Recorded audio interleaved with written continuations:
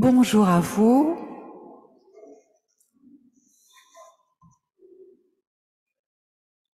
Nous allons entrer dans ce culte en nous laissant porter par l'orgue.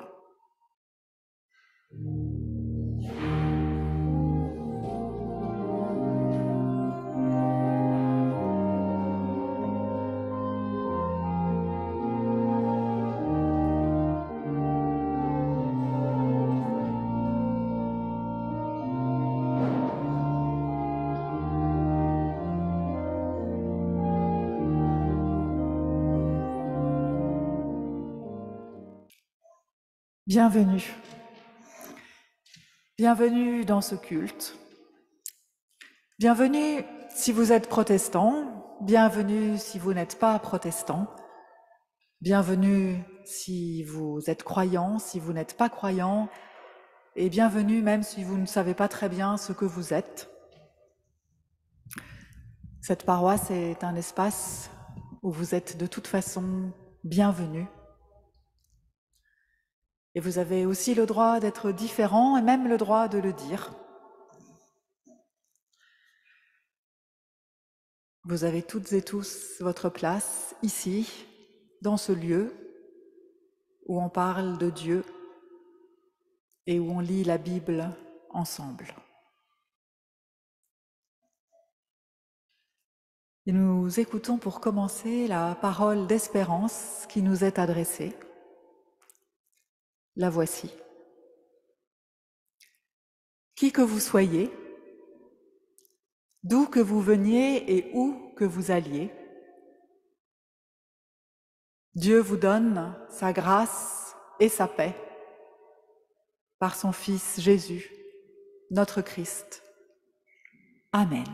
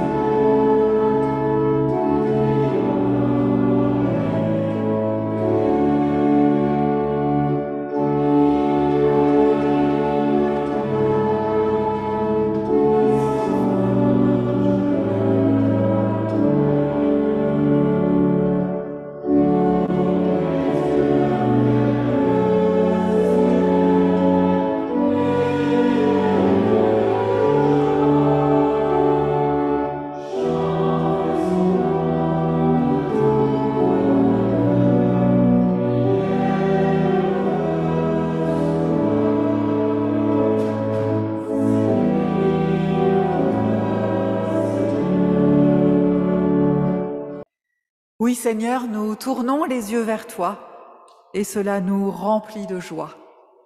Si nous te cherchons, tu nous regardes, tu nous écoutes, tu nous consoles et tu nous guéris de nos peurs. C'est toi qui nous sauves et nous chantons ton nom de tout notre cœur. Grand Dieu, nous te louons.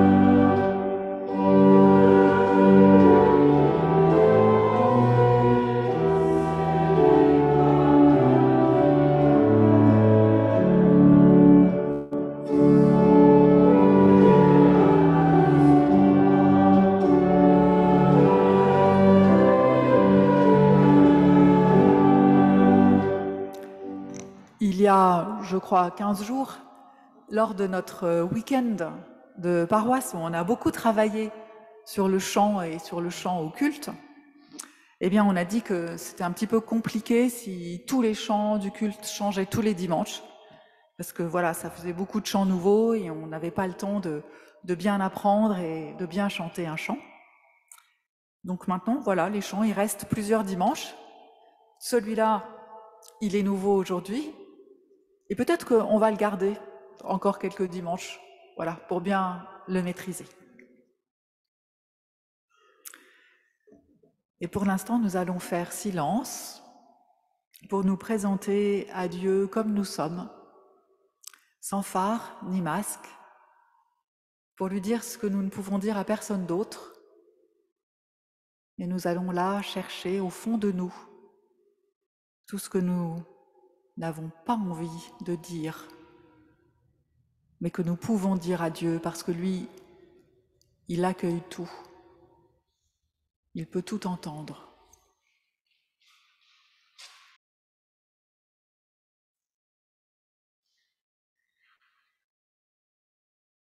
Éternel, nous voulons te dire quelque chose devant les douleurs et les souffrances qui irradient nos vies, les peuples et notre terre.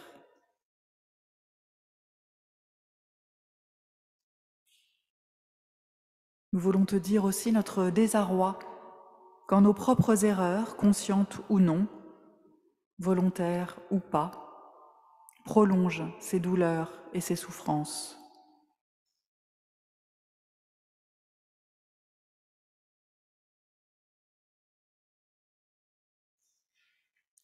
Seigneur, suscite en nous l'esprit de conversion,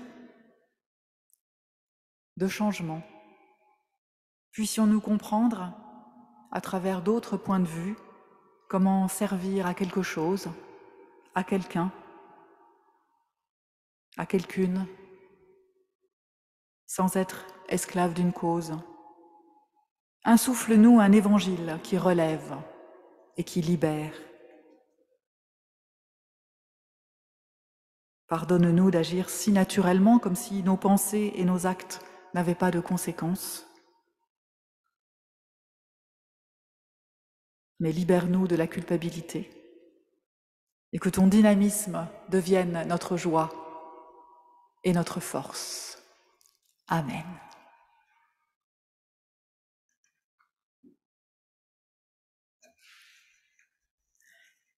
Dans le livre du prophète Jérémie, nous pouvons lire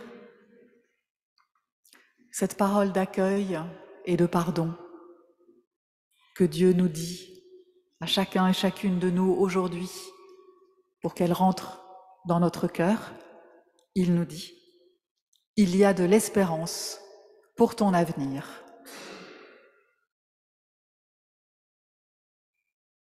Et oui, Seigneur, tu aimes chaque individu, tu le connais et tu l'aimes tel qu'il est, avec ses qualités et ses défauts, avec le poids de son passé, avec ses fantasmes et ses désirs, ses angoisses, ses blocages. Il y a un avenir pour chacun et pour chacune. Dieu a un projet d'épanouissement pour toi. Amen.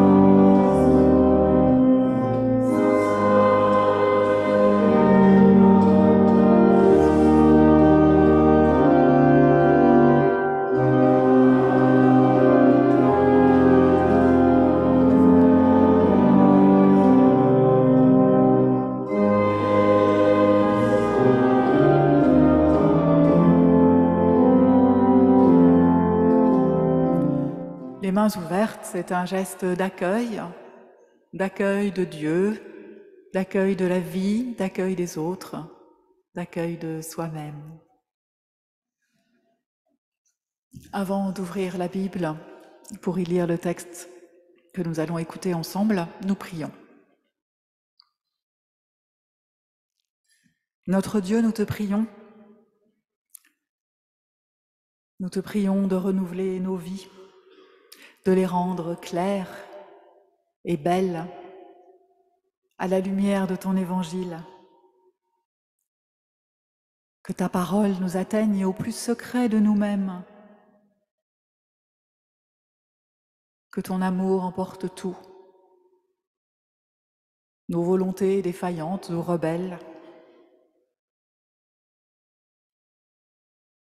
et que ta joie soit là, à chaque instant, auprès de nous, et qu'elle triomphe au bout du chemin,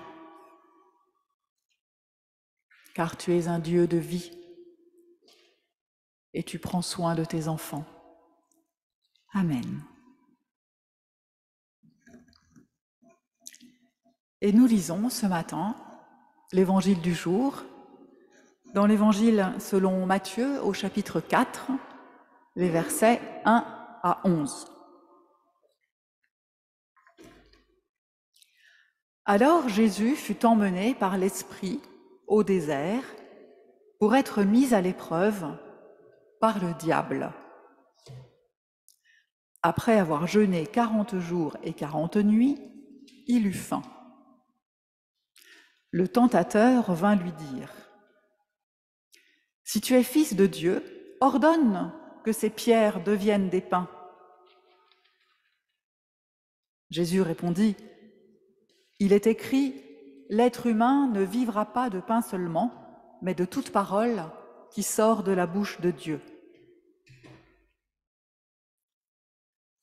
Le diable l'emmena dans la ville sainte, le plaça sur le haut du temple et lui dit : « Si tu es fils de Dieu, jette-toi en bas, car il est écrit, il donnera à ses anges des ordres à ton sujet, ils te porteront sur leurs mains, de peur que ton pied ne heurte une pierre. » Jésus lui dit : « Il est aussi écrit, tu ne provoqueras pas le Seigneur, ton Dieu. » Le diable l'emmena encore sur une montagne très haute, lui montra tous les royaumes du monde et leur gloire, et il lui dit : « Je te donnerai tout cela si tu tombes à mes pieds pour te prosterner devant moi. » Et Jésus lui dit : « Va-t'en, Satan, car il est écrit, c'est devant le Seigneur, ton Dieu, que tu te prosterneras, et c'est à lui seul que tu rendras un culte. » Alors le diable le laissa, et des anges vinrent le servir. Seigneur, ta parole est une lampe à mes pieds, éclaire mon sentier. Amen. Alors jetons un coup d'œil au cadre de ce récit, c'est-à-dire au premier et au dernier verset. Ensuite, on pourra se concentrer sur le récit lui-même. Le premier verset, je le relis. « Alors Jésus fut emmené par l'Esprit au désert pour être mis à l'épreuve par le diable. » C'est donc bien l'Esprit qui entraîne Jésus au désert. L'Esprit, c'est l'Esprit de Dieu, celui qu'on appelle le Saint-Esprit ou l'Esprit Saint.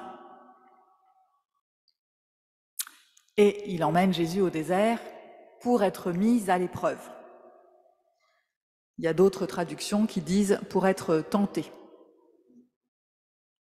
En fait, vous savez, c'est le verbe qu'on utilise dans la prière du Notre Père et que l'on traduit par tentation quand on dit « et ne nous laisse pas entrer en tentation » ou dans l'ancienne version « ne nous soumets pas à la tentation ». Alors on a discuté quasiment à l'infini pour changer « ne nous soumets pas à la tentation » en « ne nous laisse pas entrer en tentation », en disant « c'est pas possible que Dieu nous soumette volontairement à la tentation ». Bon, je sais pas. En tout cas, là, clairement, son esprit a l'air de soumettre tout à fait volontairement Jésus à la tentation. Je ne vais pas trop discuter de la traduction. Il y a des tas de spécialistes qui s'en sont occupés. Ce que je peux dire, c'est que je trouve ça curieux que, puisqu'on y était, on n'ait pas discuté de la traduction du mot « tentation ». On aurait pu aussi le traduire par « épreuve ». Et c'est un tout petit peu différent comme sens. Mais c'est plutôt sympa, ça veut dire qu'on a encore pas mal de choses à discuter sur la prière du Notre Père, qu'il y a encore des tas d'évolutions possibles, et je m'en réjouis. J'aurais d'ailleurs bien quelques autres propositions à faire le moment venu, mais je suis pas sûre qu'on me demande mon avis. Et puis de toute façon, pour moi, le plus important, c'est pas le choix qu'on fait entre deux traductions pour traduire un mot grec d'il y a 20 siècles. Il n'y a jamais une seule façon de traduire un mot d'une autre langue. Je fais confiance aux spécialistes. Et de toute façon, ce ne sera qu'une interprétation, une approximation de ce que Jésus a dit, ou plus exactement, de ce que Matthieu, si c'est lui qui l'a écrit, de ce que Matthieu a écrit, de ce que Jésus a dit. L'important, je crois, c'est qu'on ne s'arrête jamais de réfléchir à la traduction de ces textes, qu'on les fasse évoluer. À chaque fois qu'il y a des nouvelles découvertes scientifiques sur les textes, sur les langues, sur les sociétés, sur les êtres humains, toutes ces sciences qui nous apportent des nouvelles façons de comprendre ce que Jésus a dit, ce qu'il a dit en termes de concepts et pas en termes de mots. Et puis, pour moi, ce qui est important aussi, c'est qu'on garde une traduction du Notre Père qui nous permet de la dire tous ensemble, avec tous nos frères et nos sœurs chrétiens. Je ne sais pas pourquoi je vous parle du Notre Père, ce n'est pas le sujet d'aujourd'hui, mais voilà, il y avait ces mots qui étaient communs et qui m'y ont quand même beaucoup fait penser. Alors pour ce matin, il nous reste quand même le diable. Autre vaste sujet, et sujet de discussion infinie. Qui est le diable ? Alors on peut penser que c'est une divinité maléfique, venue on ne sait d'où, adversaire de Dieu de tout temps dans un combat, dans l'enjeu serait la bonne marche du monde et les êtres humains, les petits pions de ce combat. On peut aussi penser que le diable, c'est une figure symbolique des forces négatives qui existent dans le monde, dans ce monde créé par Dieu. Et ces forces négatives existent parce que sans elles, il n'y a pas de vie possible, il n'y a pas de mouvement, pas d'évolution possible. Ou bien encore, le diable pourrait être la représentation des forces négatives qui sont en moi. En tout cas, l'étymologie du mot diable, ça veut dire celui qui divise, et là, on peut dire qu'il fait bien son boulot, il divise tout le monde à son sujet. Personne n'est d'accord pour savoir qui est le diable. Moi, je pense que l'important, ce n'est pas qui il est, mais comment je lui laisse prendre du pouvoir sur moi et autour de moi. Alors on va laisser le diable là, on va laisser aussi le dernier verset, parce que si on ouvre le sujet ange, le dernier verset c'est les anges qui viennent servir Jésus, alors on n'arrivera pas à parler ce matin de ce qui se passe pour Jésus dans ce désert. Jésus donc rencontre le diable le 41e jour de son séjour dans le désert, et on ne sait rien des 40 premiers jours, si ce n'est que Jésus a jeûné.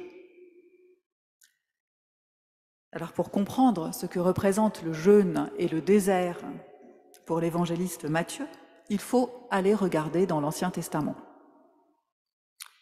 Dans l'Ancien Testament, le jeûne, c'est une façon d'exprimer sa douleur en cas de détresse, en cas de deuil, mais c'est aussi une façon d'exprimer son repentir, prélude à la conversion, c'est-à-dire la conversion, c'est le retour vers Dieu. Et le jeûne, c'est aussi finalement une façon de prier. Et le désert, lui aussi, il est très présent dans l'Ancien Testament. Alors évidemment, on pense au désert traversé par le peuple hébreu pendant 40 ans.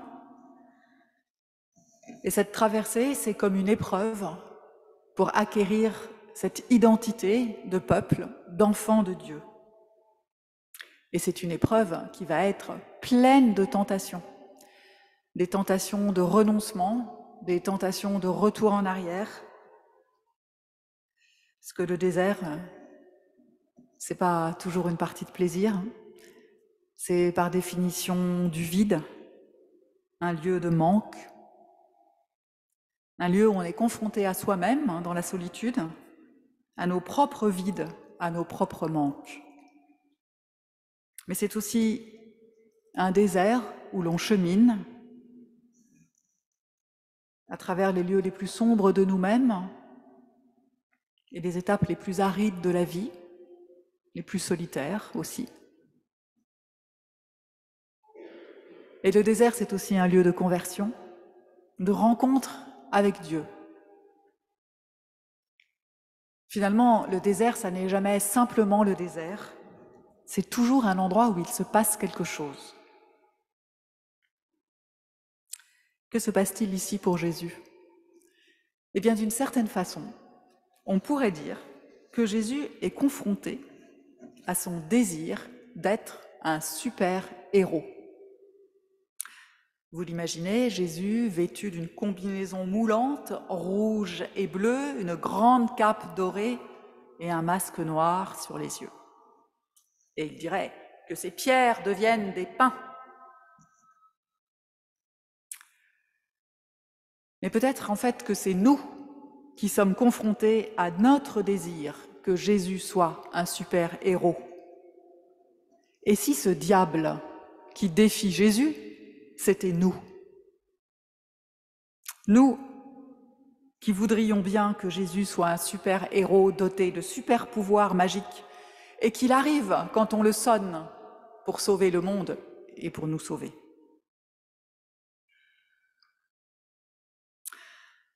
Alors on peut remarquer que 2 fois, le diable s'adresse à Jésus en disant « Si tu es le Fils de Dieu, fais donc ceci ou cela ». Et je crois que c'est là tout l'enjeu de ce texte. Ce récit se situe au début de l'évangile de Matthieu, on est au chapitre 4, et c'est directement après l'épisode du baptême de Jésus, baptême qui se termine par l'Esprit qui descend du ciel, accompagné d'une voix qui dit « Celui-ci est mon Fils bien-aimé ». C'est donc l'Esprit qui descend du ciel pour reconnaître que Jésus est Fils de Dieu et qui, dans la foulée, l'emmène au désert pour réfléchir à cette tentation d'être un super-héros. Parce que le Fils de Dieu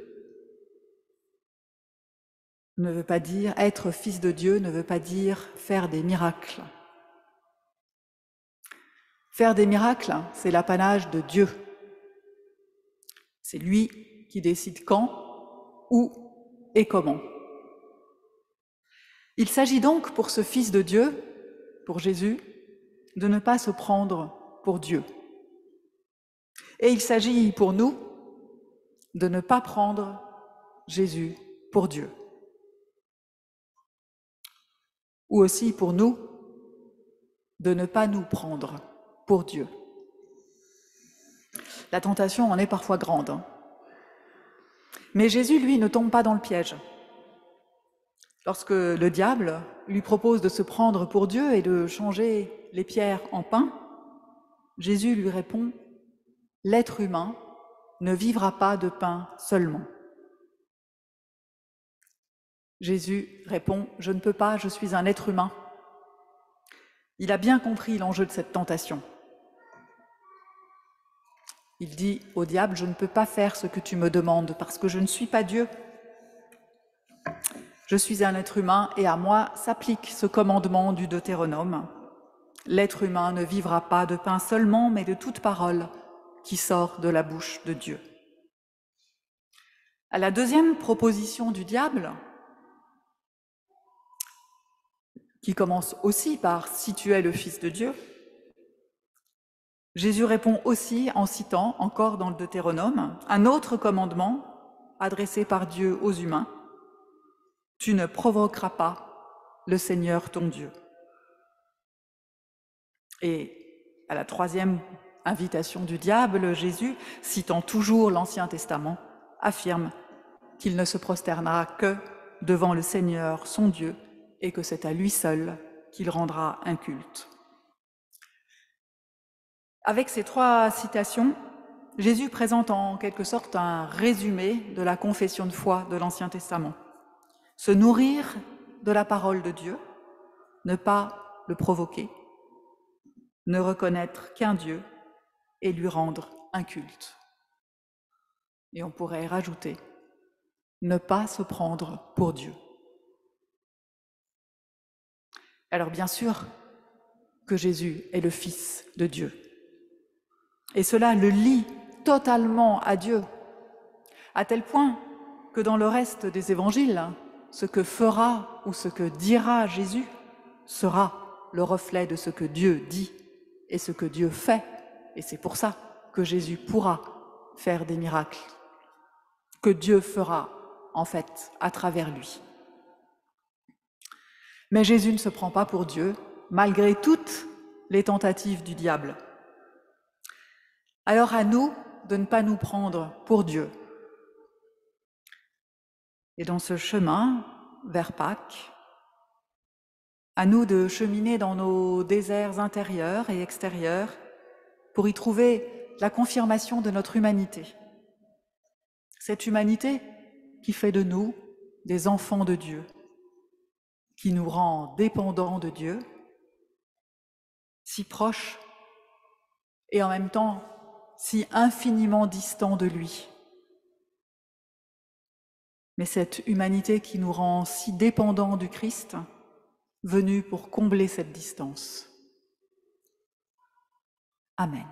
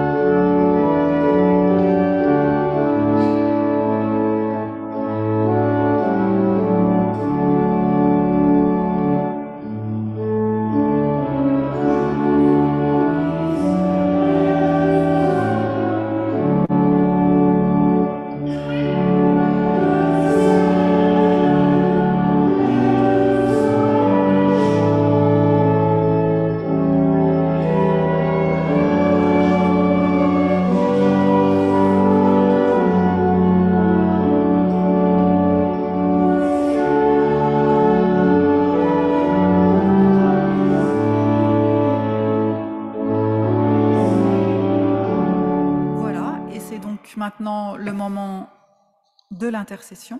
Philippe, tu nous... Seigneur, nous avons besoin que tu nous donnes de la force d'aller vers les autres et de partager la bonne nouvelle. S'il te plaît, donne-nous le courage de nous tenir dans l'humilité pour ne pas imposer notre volonté au nom de la tienne. Donne-nous ta puissance, non pour engager un bras de fer, mais pour briser les chaînes de servitude. Donne-nous ta vigueur, toi qui donnes et redonnes la vie, pour que nous assumions notre faiblesse et notre finitude. Apprends à tous, croyants et non-croyants, qu'être humain, ce n'est pas être le plus fort, mais c'est être en relation avec les autres, c'est se reconnaître toujours imparfait, inabouti. Nourris-nous de ton souffle saint, mets en nous un esprit d'amour, de consolation et de réconciliation, d'ouverture vers les autres. Et fais taire en nous les pensées qui raillent, la vantardise de connaître des choses savantes, de peur que notre orgueil nous paralyse dans notre rencontre avec l'autre. Nourris-nous de ta parole, fais de nous des passeurs de mots, que de nos bouches les paroles que tu nous inspires éclosent comme des fleurs sauvages, qu'elles touchent les gens au-delà des mots. Nous avons appris la valeur de ton silence, mais nous savons que c'est en nous disant « je t'aime » que tu nous remets debout. Rappelle-nous qu'autour de nous, il y a des gens qui n'entendent jamais dire qu'on les aime, des gens avec qui partager, à qui témoigner de ta présence et de ton amour. On va se lever pour recevoir la bénédiction de la part de Dieu.